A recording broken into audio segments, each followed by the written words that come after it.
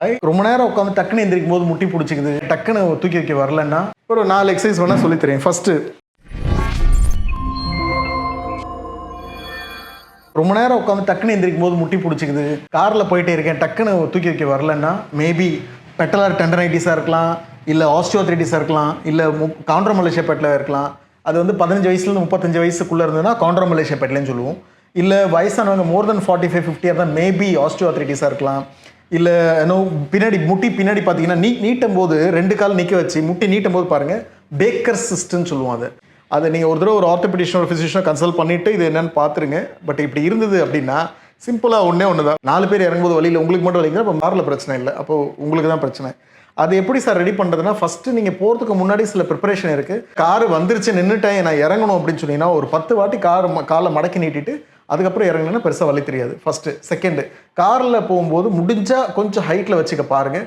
சீட்டு மேலேயோ இல்லை கொஞ்சம் அந்த ஸ்டெப்பு மேலேயோ இல்லை அது காலை தூக்கி கொஞ்சம் மேலே வச்சு, இல்லை நீங்களே கூட வீட்டில் ஒரு ஃபுட் ஸ்டூல் போய் முன்னாடி சீட்டுக்கு நடுவில் ஒரு போட்டுட்டு அதுக்கு மேலே தூக்கி வச்சு பாருங்கள்.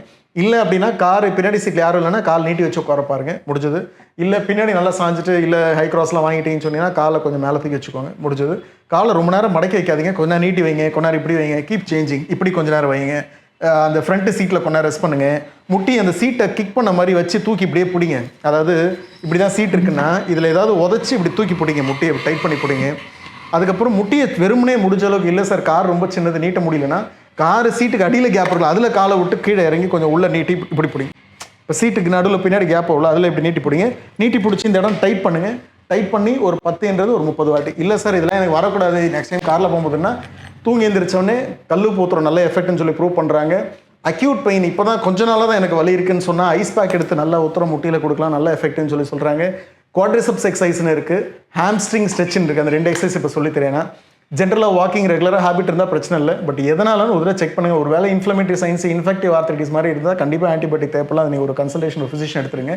பட் இல்லை சார் எனக்கு அது மாதிரி எதுவும் இல்லைன்னு சொன்னீங்கன்னா ஒரு 4 எக்ஸசைஸ் வேணால் சொல்லித்தரேன். ஃபஸ்ட்டு, காலை சேர்த்து வச்சு குதிக்கால் 1 2. இதெல்லாம் காரில் போகிற அன்றைக்கி செய்யாதீங்க, ஒரு தொடர்ந்து ஒரு மாதம் அட்லீஸ்ட் ரெகுலராக செய்யுங்க வலி 3 4. இது ஃபஸ்ட்டு. செகண்ட் என்ன பண்ணுங்கன்னா படுத்துருங்க. படுத்துட்டு இந்த காலை இப்படியே தூக்கி பிடிங்க. தூக்கி பிடிச்சி இந்த இடம் டைட் பண்ணுங்கள். டைட் பண்ணிவிட்டு 8 கவுண்ட்டு, அது மாதிரி 30 டைம்ஸ். அதே மாதிரி இந்த காலை தூக்கி போடுங்க, 8 கவுண்ட் 30 டைம்ஸு.